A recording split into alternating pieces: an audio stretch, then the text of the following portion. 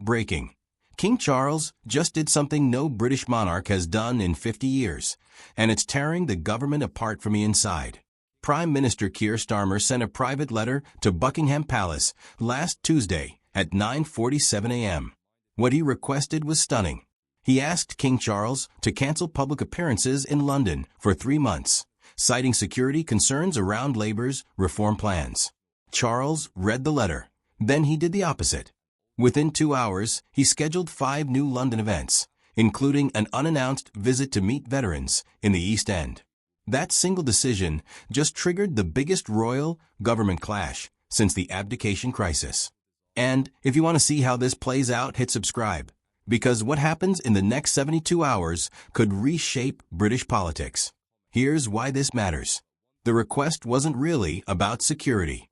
Internal Labour documents leaked to The Telegraph on Wednesday reveal the real reason. One memo stated that royal appearances were creating problematic nationalist sentiment that undermines Labour's messaging. Translation: too many British people love their king, and that's a problem for Starmer's agenda. When senior Labour strategist Morgan McQueenie's email leaked, saying the monarchy represents everything Labour needs to dismantle, the backlash was instant. Conservative MP Jacob Rees-Mogg read portions in Parliament. The gallery erupted. Even neutral observers called it damning. But here's where it gets personal. British veterans are watching this unfold with anger that goes beyond politics. James Morrison, 67, a former Royal Marine from Portsmouth who served 22 years and earned 3 commendations, spoke outside the Imperial War Museum yesterday. His voice broke. "We didn't fight for this country so some politician could tell our king where he can and cannot go." Morrison survives on a pension that barely covers rent while cabinet ministers live in taxpayer-funded apartments costing £4,000 per week. The contrast is driving even lifelong Labour voters away.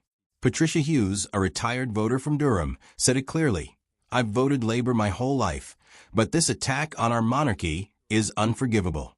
They've lost me forever." A veterans group calling themselves Defenders of the Crown launched a petition demanding Starmer's resignation. Within 48 hours, 387,000 signatures. Former Army Colonel Richard Kemp, who commanded forces in Afghanistan, appeared on BBC Breakfast, visibly shaken. "In 30 years of service, I never questioned my government's respect for the crown. Now I don't recognize this country." His interview was shared 2.1 million times.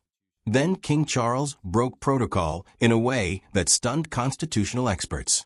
At yesterday's Commonwealth Day service at Westminster Abbey, he delivered what palace insiders are calling the most pointed speech of his reign. Standing before cameras broadcasting to 50 countries, Charles spoke with controlled intensity.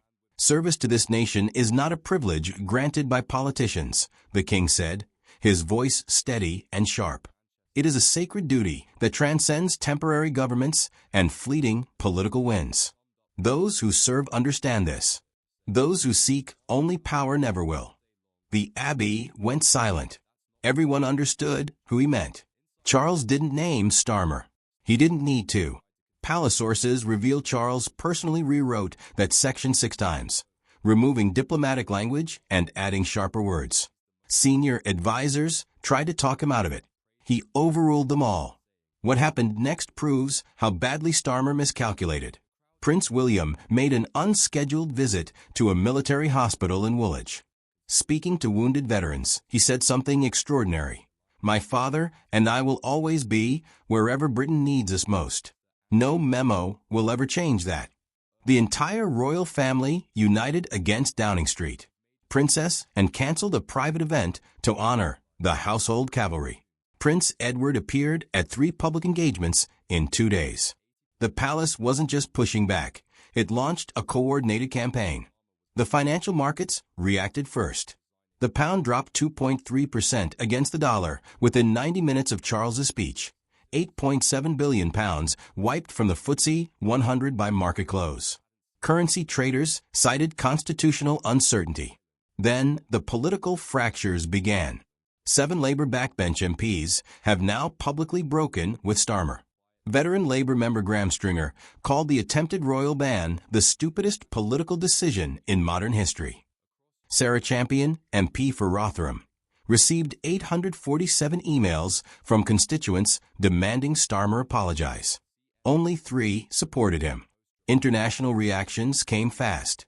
Australian Prime Minister Anthony Albanese cancelled his state visit to Britain, citing scheduling conflicts nobody believes. Canadian officials leaked concerns about constitutional stability affecting trade talks. New Zealand's parliament passed a motion supporting constitutional monarchy, 87 votes to 33. Protests erupted across Britain simultaneously: Manchester, Birmingham, Glasgow, Cardiff, Newcastle. Every major city saw thousands march supporting the monarchy. In Liverpool, a traditional Labour heartland, 6,000 people gathered waving Union Jacks and singing God Save the King. A poll shows something unthinkable. A Sunday Times survey revealed 68% of Britons believe Starmer should resign over this crisis. His approval rating collapsed from 41% to 23% in 5 days, the fastest prime ministerial decline ever recorded. Inside number 10 Downing Street, the atmosphere has turned toxic. Cabinet Secretary Simon Case reportedly slammed a folder on the table during Tuesday's emergency meeting, saying Starmer had created an unsolvable disaster. Deputy Prime Minister Angela Rayner was overheard telling shadow cabinet members that loyalty has limits, and those limits have been reached. WhatsApp groups with names like Last Stand are lighting up with messages about replacing Starmer before he destroys the party. The question isn't if they'll move against him. It's when. Foreign Secretary David Lammy looked physically ill during yesterday's press briefing. Defense Secretary John Healey has stopped defending Starmer entirely, pivoting every question away from the crisis. 3 junior ministers have drafted resignation letters. They're waiting for the right moment. Sources describe Starmer as increasingly isolated, convinced everyone around him is plotting. He's right. Chancellor Rachel Reeves held a 3-hour dinner at her Notting Hill townhouse Wednesday night. 10 senior Labour MPs attended. No agenda was published, but everyone knows what they discussed. Reeves is positioning herself as the unity candidate who can restore constitutional normality. She's been making calls to trade union leaders, promising her first act as Prime Minister would be a personal apology to King Charles. Meanwhile, Education Secretary Bridget Phillipson has stopped attending cabinet meetings, claiming illness nobody believes. Home Secretary Yvette Cooper was spotted leaving Parliament through a side entrance at 11 p.m. Thursday after meeting with 6 independent-minded backbenchers. The plotting isn't even secret anymore. But here's the part that could end Starmer's career permanently. Leaked cabinet documents obtained by The Times reveal that senior advisors warned Starmer repeatedly this would explode. Policy Director Clara Ainsley wrote a 9-page analysis detailing how public opinion would turn, how constitutional experts would condemn it, how even Labour voters would see it as overreach. Starmer's response, according to 3 people at the meeting: the monarchy needs to understand who's actually in charge here. If these documents are authentic, Starmer deliberately chose this confrontation knowing it would damage Britain. He gambled everything on a power play and lost. Meanwhile, Conservative leader Rishi Sunak is positioning himself as the voice of constitutional sanity. During Prime Minister's questions yesterday, he didn't attack Starmer directly. He simply asked, "Does the Prime Minister regret attempting to exile our monarch from his own capital?" The restraint was masterful. Even Labour MPs winced. The polls tell a story that terrifies Downing Street. Conservatives have surged to 38% support, their highest in 18 months. Labour has fallen to 24%. For the first time since the 2024 election, voters prefer Sunak to Starmer by 52% to 31%. In traditional Labour strongholds like County Durham and South Yorkshire, the Conservative lead has expanded to double digits. Sunak looks like Britain's adult in the room, while Starmer resembles someone throwing tantrums at traditions he doesn't respect. Reform UK leader Nigel Farage is also capitalizing on Labour's collapse. At a rally in Stoke-on-Trent Thursday night, 4,000 people chanted "God Save the King" for 5 straight minutes. Farage stood silently, hand over heart, letting the moment speak. When the crowd quieted, he said 8 words. This is what they fear most. Reform UK membership applications crashed their website twice in 24 hours. Polling shows Reform gaining ground in 43 constituencies, most of them Labour seats. Farage isn't a protest vote anymore. He's a genuine threat to both major parties. The next 72 hours are critical. Parliament reconvenes Monday morning, where Starmer faces hostile questions from his own benches and opposition attacks. King Charles has scheduled another London appearance for Wednesday, a deliberate challenge Starmer cannot stop. Labour's National Executive Committee meets Thursday to discuss leadership concerns. 3 cabinet ministers are preparing to resign simultaneously if Starmer doesn't apologize to the king publicly and unconditionally. The question is no longer whether Starmer survives, it's how bad his downfall becomes, and whether he destroys the Labour Party on his way out. Britain is watching a prime minister attack an institution that survived wars, depressions, and revolutions.